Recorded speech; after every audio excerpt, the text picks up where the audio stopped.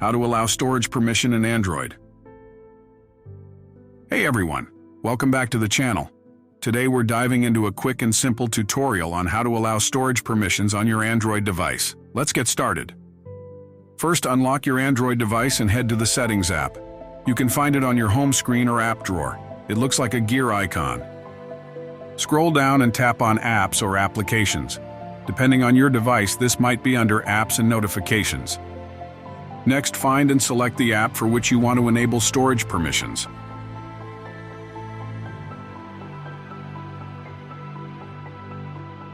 Tap on Permissions. Here you'll see a list of all the permissions the app has access to.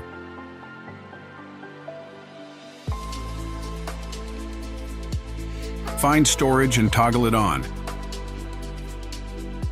You might see a prompt asking you to confirm, so go ahead and grant the permission. And that's it. Your app now has access to your storage and you can start using it to save and manage files. If you found this video helpful, don't forget to hit that like button and subscribe for more tech tips. Thanks for watching. See you in the next video.